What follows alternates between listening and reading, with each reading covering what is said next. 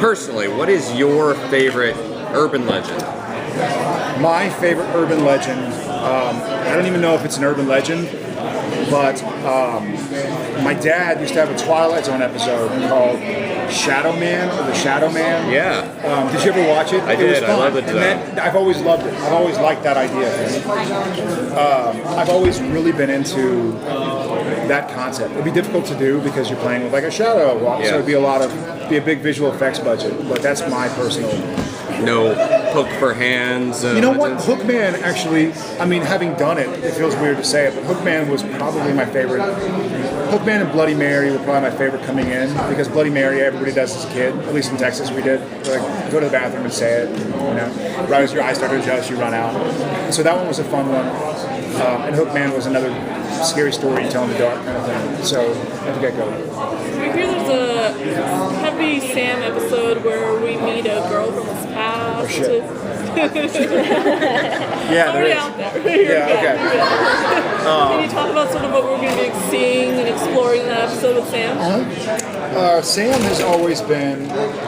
Sam, even now after Hell and Lucifer and Soulless and Ruby, he's always. I mean, you kind of can't change somebody fundamentally. They can choose to behave differently, but Sam's always been the optimist. He's always been the wait a second, there's got to be more to this story. He's always believed in whether it was Ruby, which got him in trouble, or Cass, and now Cass has shown some different colors. But Sam has always chosen to see the good. On that note, there's somebody from his past that he runs into that even as a child, when Sam was, I think he was 15 years old or something at the time, he chose to see the good in somebody, and now it's coming back to bite him once again. That's kind of like one of the tricks Supernatural keeps playing on myself and on Sam Winchester, is that every time he chooses to believe in the best quality of somebody, it kind of comes back to bite him. And it's not going to change him because that's fundamentally who he is. But we get to see that firsthand. Once again, basically. Misha talked a little bit about the changing dynamic between Sam and Dean having less power this season. Can you talk a little bit about that? Misha's stupid. Just kidding.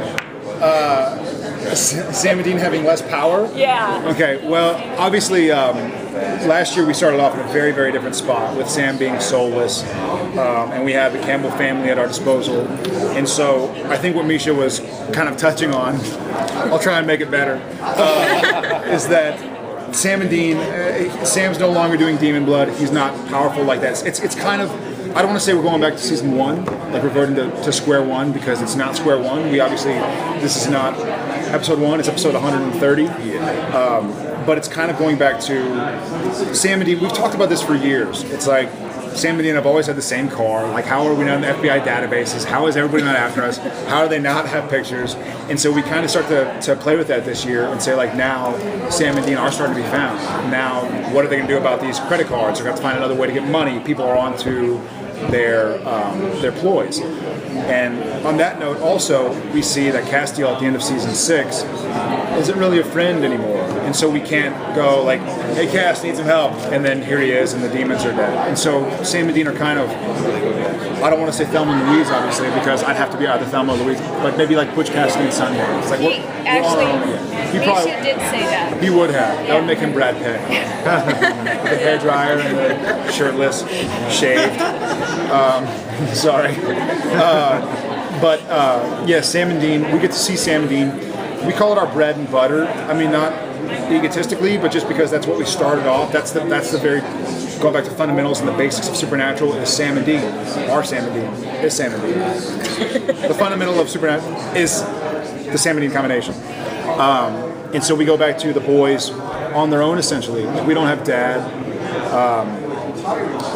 We don't have Cass. We don't have Demon Blood giving us power. We're losing a lot of our little aces in the hole. And so it's nice. We get to see the boys kind of doing what they used to do. And it's not the same old, like, obviously we're not Sam and Dean season 1, we're Sam and Dean season 7, so we're not going to lose that past that we have and that knowledge that we have and the wisdom and the pain.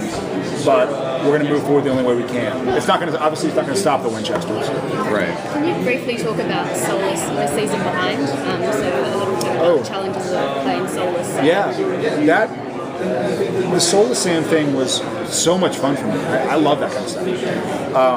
And so for me, the challenge was in interactions. It's easy to behave soulless if you're just kind of doing it on your own. Or when Sam had an episode with a guest star, it was easy because I could just be them. But when I had a scene with like Bobby or Dean, then I wanted to like communicate with them, like because I had a relationship with them, and so that comes out as an actor. That's why they say like the 3 rules of acting are preparation, preparation, preparation. Because the idea is the more knowledge you have of yourself and of your character and of your relationships, the better it just is, like just by accident almost. And so it was difficult to do scenes with, like, especially with Jensen, because I want to go back to the old Sam, and Dean was like, hey man, wait a second. And I was like, why am I giving him like the honest eyes? Like Sam is not, it was a lot of fun to be robotic and kind of, I try to do it as opposed to soulless. I try to think of it as just pure reason. And so, whereas Sam with the soul is like, well, it's not good to kill somebody who's innocent. Sam reasoning is like, well, either one innocent dies or 10 innocents die, so bang, you know. And it's kind of, you know, the Sam that we know and love is like, well, let's try and figure out a way for everybody to carry on. But Soulless Sam was a fun departure. Yeah, I love that kind of stuff. What can you say about the brothers' relationship this season? Is it stronger, or are we going to see some more fractures? It is, well, both. It is stronger. Other than when Sam was soulless, the relationship continues to get stronger and stronger because they have more of a past. And these guys realize, I mean, if we were to talk about Supernatural as if it were real, they've both sacrificed a heck of a lot for each other. You know, so in the scope of the show, from going to hell to going soulless to, we've both gone to hell. We've both done a lot of things we didn't want to do. And so that's made the brothers stronger, but I think they both worry about each other a little bit. It's like, I trust you, I love you, you're my brother, but my guard's up, not because I think you're going to do something on purpose, but just because I don't know what's going to happen. You know, we've seen all these manifestations come out, and Dean's like, are you all right? Yeah. Okay. All of a sudden, stabbed in the back. And so the boys are older and wiser and stronger, but there is the obvious fracture of now, like Death said, that once the wall comes down, Sam's going to change, and Sam has changed. And so Sam has all these memories that he really shouldn't have. And so it kind of puts Sam in a different place sometimes, and Dean's worried about his brother. Not necessarily worried that he's going to go off the hook and go nuts and start killing everybody, but he doesn't know how it's going to manifest itself. Do you all know yet? I don't. No, we don't. I think that's probably going to be classically Supernatural. Kind of does the first 11 episode arc, and then kind of after the Christmas cliffhanger, because timing issues, kind of finishes out the season. So we don't know. I don't. Ben and Sarah might. I only know the first 4 episodes. I'm sorry, in which we're starting to explore that. But we're going to delve our teeth into that, or sink our teeth into that before we explore it. Yeah. So we're kind of covering it. It exists in every episode, but we haven't yet confronted it. The boys are still kind of dancing around each other, going, like, I know you think I'm a freak. Hey, I don't think I think I just worry, you know. So we're still kind of, it'll culminate, and you know, shit'll hit the fan, proverbially. Maybe, honestly, who knows? Supernatural, so they might do it. Is Jensen a better director? Did he improve? He wasn't a bad director. You're leading the witness. No, he was never a bad director. Last episode he directed, I only worked 3 days, and one of those days I literally did a stunt. So I didn't really work with him a lot last year because it was mostly Bobby and Crowley.